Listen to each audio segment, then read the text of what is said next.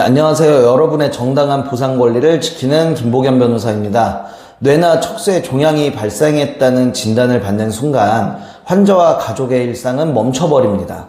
수술실로 향하는 그 중압감과 수술 이후의 예후를 기다리면서 견뎌온 시간들은 말로 다 표현할 수 없는 고통일 수 있습니다. 그런데 이 모든 어려운 과정을 이겨낸 여러분에게 보험사가 처음으로 건네는 말이 위로가 아니라 지급 거절 통보인 경우가 너무나 많습니다. 고객님, 상위세포종 2등급은 조직학적으로 악성이 아닌 경계성 종양입니다. 따라서 일반암 보험금의 10%만 지급되거나 아예 지급 대상이 아닙니다 라는 말을 들으면 억울함과 당혹감을 동시에 느끼실 겁니다. 하지만 이때 감정적으로 대응을 하면서 내가 얼마나 위험한 수술을 받았는데 이러느냐라고 호소를 하는 건 보험사를 상대로 승소하게 매우 부족한 전략으로 보입니다. 보험사는 철저히 서류와 논리로 움직이는 집단인데요. 오늘 영상 보험사의 논리적 모순을 파헤치고 또 병리학적 진실을 통해 여러분의 정당한 권리를 되찾는 법을 상세히 말씀드리겠습니다. 지금 바로 여러분이 가지고 계신 서류를 펼쳐보시면 보험사가 여러분을 설득할 때 가장 전형적으로 사용하는 논리를 볼 수 있는데요. 바로 그 등급이라는 수치입니다. 세포의 모양이 상대적으로 양호한 2등급이니까 암이 아니다 라는 주장을 하는데요.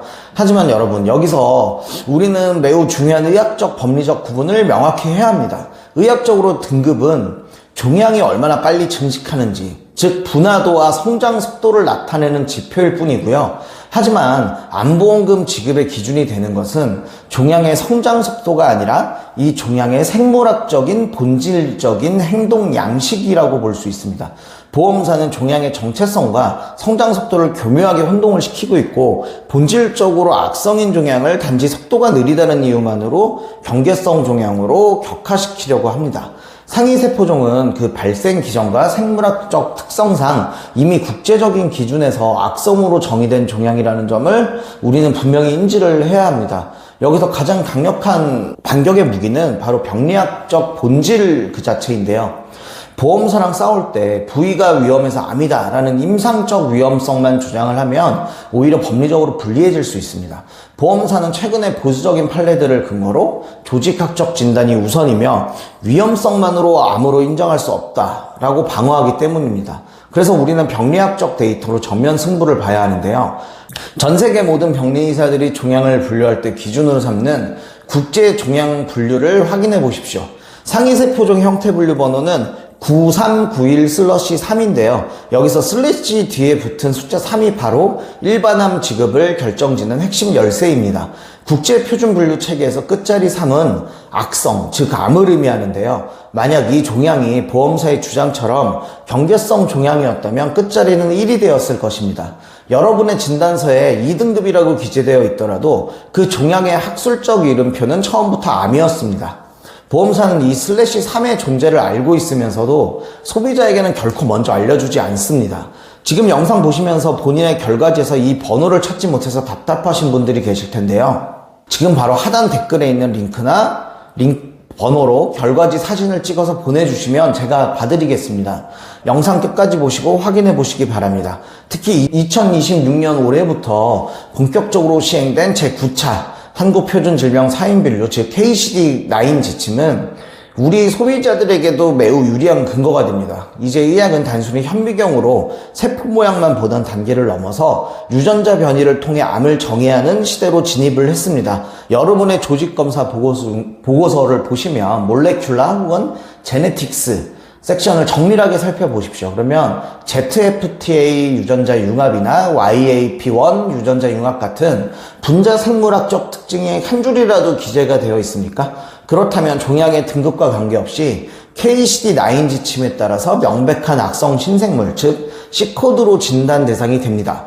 보험사가 과거의 관행적인 지침을 들먹이면서 경계성이라고 주장을 할 때 2026년 국가표준 지침을 근거로 제시하면서 일침을 가할 수 있는 법적 토대가 마련된 것인데요. 실제로 최근에 저희 사무실을 찾으셨던 분도 비슷한 상황이셨습니다.